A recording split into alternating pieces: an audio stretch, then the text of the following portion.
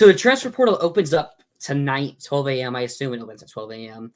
So that's when you could see players officially enter the portal. That's when you can start bringing players on visits. I think you can start bringing them on visits tomorrow. So what do the Gators need the most when you look at the transfer portal? I have every position written down. I have some names as well that you can look at. Let's start with the most important position, the quarterback.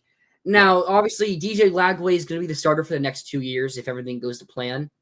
Mm-hmm. But we still need a backup at QB.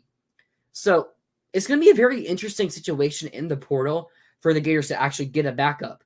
Because if you bring someone in, they know they're not starting. Because you can't pay another elite QB to come and start for a year for no reason. And you can't just get someone who – you can't just go get like a sophomore or junior that thinks they can play after Lagway because that's going to be too long for them. So there's like 2 spots I see here for the Gators. I see them going after a grad QB. Like a name I saw was Zach Pyron at Georgia Tech. He's already the Georgia Tech backup QB. He'll be a grad transfer. The way you could go there, you could go pay a grad transfer who doesn't really have a chance at the NFL. Go pay a grad transfer a decent amount of money to be your backup QB for next season, just in case things don't go to plan. Another way I could see it, which I don't think will go, get like some freshman who is like the 3rd string somewhere. Maybe they took 2 QBs in a class. I can't think of anyone off the top of my head, but maybe you'll get like a 3rd string freshman somewhere who has like who's like a 5 or 4 star recruit. Pay them a good amount of money, and then maybe have them compete after Lagway leaves. But then you're going to be paying 2 QBs. Plus Tramel Jones, a good amount of money on your roster, which I don't think will go that route. So the route I think we go is just go and pay a grad transfer QB who, like a Pyron, he's a mobile QB. They put him in games actually early in the season in the red zone. So if Lagway does get hurt, you do have someone who can command the offense. While also, if he's not the best arm, you can rely on his legs in a pretty heavy run system. Yeah, I agree with everything you just said. I think certainly you have to upgrade the backup situation. You can't let it be Aiden Warner again. Especially, with Lagway being a guy who, while not like a true runner, like a guy that is mobile, is going to take some hits. If he goes down for short period of time, long period of time, you have to have a better option. I guess my only question here is what's going on with Clay Millen? Because looking at what the kind of quarterback Florida would target in the portal, frankly, it's Clay Millen. That's the kind of quarterback you would look at for that role. And a guy who had some decent playing experience at Colorado State. I'm not a guy that I think you would ever really want ideally starting at Florida, but could if you needed him to. So, it seems like he redshirted this year. Is he gone? Is he going to portal and go try to start somewhere? What's the plan? That's what I think is going to happen. I think he's going to transfer. We have the next segment where we're going to talk about players leaving. Yeah. And I think Clay Millen's going to transfer. From what I heard, he got straight up beat out by Aiden Warner. So I feel like I still need to see that with my own 2 eyes before I believe that. You know what I mean? Yeah. Maybe you do, but still, I think that just leads us on to believe that he's gone. Yeah. I don't think he's going to be returning next year, which Clay Millen, I don't know if we go after another Clay Millen type player, though. I don't know. Backup QBs are really hard to predict who you get in the portal. So I was kind of, Zach Pyron was the name that I saw someone mention. So I thought, grad transfer makes sense. Just pay him some money to finish off their career, and then they can go do what they want from there on out. Look at the running back position. Our running back room is full. I don't even know if Daniels or what. I don't think Webb isn't transferring. He already announced he's coming back. So you don't really need any portal running backs. You already bring in 3 freshman running backs. Although I do think Gasper is on the walk-on and is not on scholarship. But still, that's 3 running backs who are – Gasper was still top 600 recruit, which is respectable enough to be a guy that you could see end up being a decent football player. So I don't really want to talk about the running back room there. Wide receiver. This is probably the most interesting spot for Florida. I'll let you start off because I did the QB, so I'll let you start off here. If any names you want to mention. Yeah, so looking at receiver, I think first of all, we've talked about this a couple weeks ago, and I'd say receiver is not quite as big of a need as we thought a couple weeks ago because I think you and I were both operating under the assumption that Trey Wilson was gone. Yes. Trey Wilson's not gone. Trey Wilson's coming back, which, he's kind of struggled to stay healthy. I think Florida is not using him as effectively as they could be. But I still think he's a good player with a high ceiling that you'd rather have on your team than not. Granted, still a major position of need in the portal because you're losing DK, you're losing Badger, and not really a lot of proven guys behind them. Even Mizell, I think, has looked a little bit rough around the edges at times, though there's potential there. So certainly I think an area where you're probably going to be among the most aggressive in the portal in terms of targeting guys with a lot of playing experience. One name I know you and I have both heard a lot of is CJ Daniels, transfer from LSU, guy that I'm kind of familiar with because I covered him for most of this year. One of the bigger names in the portal last year coming in from Liberty was their leading receiver on that team that went to the New Year's Six 1,000-yard season with Liberty. Kind of lost in the shuffle a little bit at LSU. Yeah, and Dane Key too, by the way, from Kentucky. Great option. Really good player. Hopefully they're in for him because I think that would be a great pickup. But Daniels is really the only one I've receiver-wise heard a lot of smoke for. And just sorry, what were you gonna say? Oh, you can finish off real quick.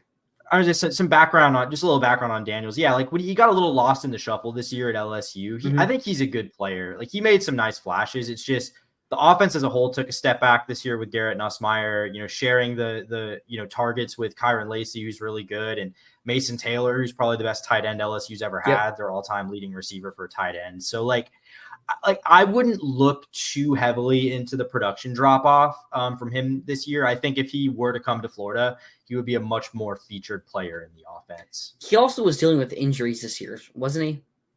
Yeah, he definitely missed a couple games, and I'm not sure. And even though I think he ended up playing in most of them, he certainly, I don't think, was at 100% throughout the year. No. So some other names that it's hard to have like rumors of who's going to be coming, especially when the portal hasn't even opened yet.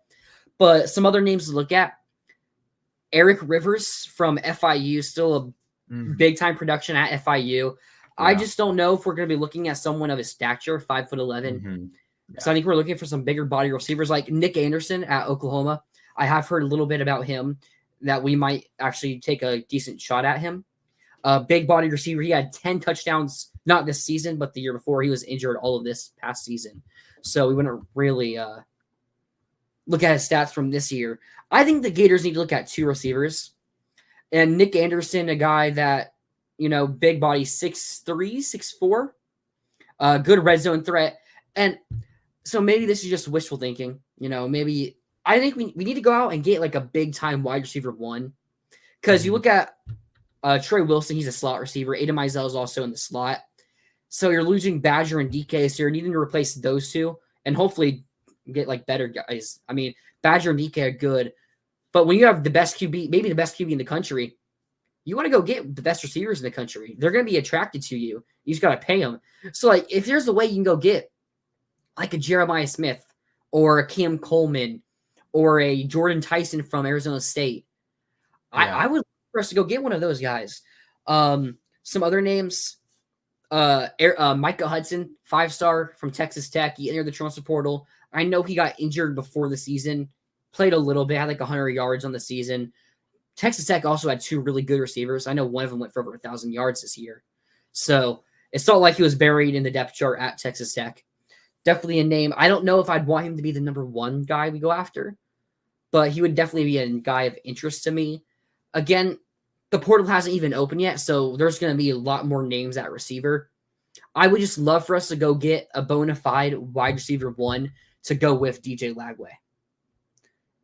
Yeah, I think you need that. I think you probably need, a maybe more like speedier guy. Like I think you kind of need some variety in the receiving room just because, especially with Trey, just not necessarily being able to trust the health there. Yep. You need some dynamic players in there. But I agree. I think it's been a while since Florida's had like a legit true wide receiver one. I mean, it's been maybe Van Jefferson. Yeah, Trayvon Grimes was good. Like maybe Trayvon Grimes, but like Kadarius Toney was a playmaker, like that slot receiver. Yeah. And Kyle Pitts was a tight end, so it's like that's different. Yeah. And so Grimes was the wide receiver one, then Van Jefferson. Shorter at one maybe point. Maybe freshman year Antonio Callaway. I mean, we're talking about almost a decade ago Yeah. at this point from that. Yeah. So then looking at tight end, so this is really interesting. We're gonna get on the who's leaving, so we're already losing Arliss Boardingham. One name I'm hearing a lot to look out for, Caleb Oden. About top 50 recruit, just entered the transfer portal from Alabama. He's a guy that can stretch, play tight end and receiver. We do see Florida play 2 tight end sets a lot and move tight ends out into the near the receiver position and everything. He's a big body for DJ Lagway.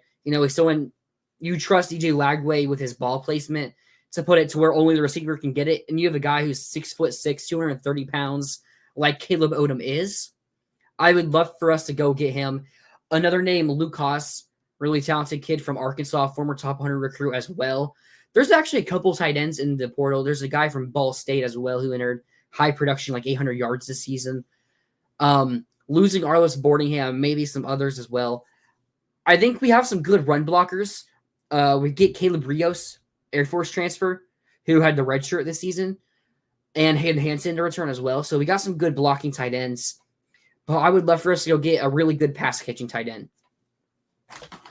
Yeah, I'm glad you brought up Caleb Odom. I actually was considering, kind of forgot to bring him up during the receiver segment. I think it's a good segue. Like, do you see Florida, if they were to targeting him as a tight end? Because he was recruited as a tight end. It seems like he's listed as a receiver by Alabama. He is, yeah. So I'm curious where he would fit more into this team. Because, he's tall, doesn't necessarily built like a tight end, like, weight-wise, but with the frame at least. Well, I think the way Florida stretches out their tight ends, I could see him end up playing the tight end role. Like, you look at another guy on the team right now, Amir Jackson, who is less of a tight end, more of a receiving threat. That's how we like to do it. We like to have 2 tight ends, one that's more of a receiving threat, more versatile, and then the blocking threat like Hayden Hansen is. So I think he would play tight end. But I don't know if we go after him as a receiver. I don't know what his speed is like and his route running. So I think if you have him at tight end to where, you can hide him a bit. If you get one-on-one coverages, you can probably outrun linebackers and be bigger than safeties. So I assume we look at him that tight end. But that's maybe we don't go after him, or maybe he doesn't come here because he wants to be a receiver full time. Yeah. Certainly just saw that very similar situation play out on National Signing Day, as we'll get into. Yeah, Tajon Gelsey. We'll get into that a bit. But there's a receiver from Iowa State. They had 2 1,000-yard receivers at Iowa State. And apparently FSU was looking at one of their backups to be on their roster. And Florida's found some gems, like a Caleb Banks was a gem. There's definitely someone I'm missing. Oh, George Gums. Like some guys that no one else would really look at, but then end up being really good players for Florida. So maybe FSU is doing that, but it's also like, do you trust FSU to do that at this point? But let's get to the offensive line. So I think Florida could end up returning 4 of 5 stars on the offensive line. Brandon Crenshaw-Dixon, really the only one who has to leave. So I think we just need 1 offensive tackle. So maybe the best offensive tackle in the transfer portal, like since it's opened, Corey Robinson from Georgia Tech. This would be like the best pull you could get. It's going to cost a lot of money, obviously. But if you just want to go out and get the best roster, you go pay for Corey Robinson. You put him at left tackle, move Barber back to right tackle, where Barber was really good at right tackle. Yeah. This offensive line was probably top 15, top 20 in the nation this year. We're looking at a bona fide top 10 offensive line at the very least going into next season. Maybe you don't want to spend that money. Maybe you want to put it somewhere else. Some other good names in the portal. Carver Willis from Kansas State was a Big 12 honorable mention All-American. So he wasn't All-American, but he was an honorable mention for it. So that's a pretty good offensive tackle. And another one, Derek Simmons from Western Carolina. Really good PFF grade.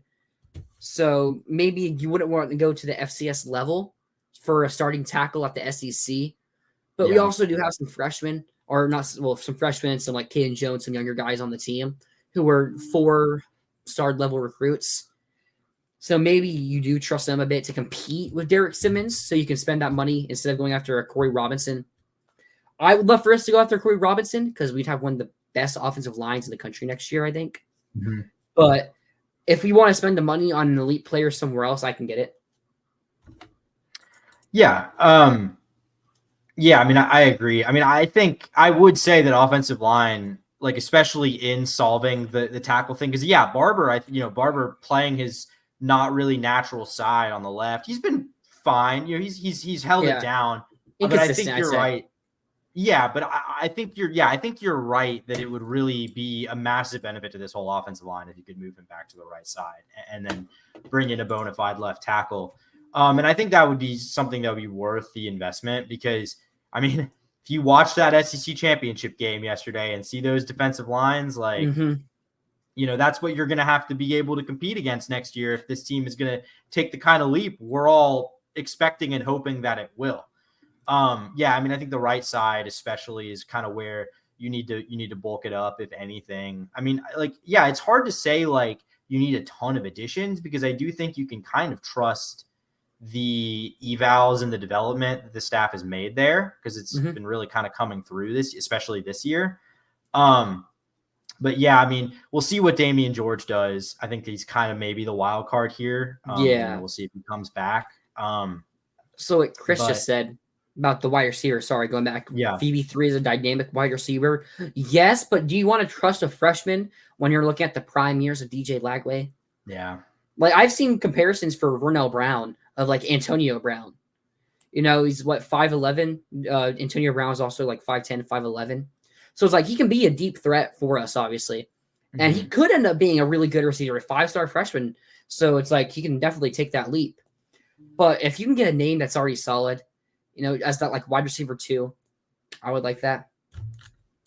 But let's go on to the defense. So let's start on the defensive liner. Let's start the edge position. So I was looking at the portal. Now, I really want us to go get a really good pass rusher in the portal. I think that would really solidify this defense, help solidify this defense. There's not many in the portal just yet. The best name I saw in the portal was Deshaun Womack, who from LSU, who was a young, talented guy. Not much production. So it's like, at that point, if you're not looking at someone much production, just go with one of your freshmen, like a Quincy Wiggins and Jaden Woods. So it's like, again, portal doesn't even open until tomorrow. So we'll see what happens there. Because right now you're looking at your edge. You got like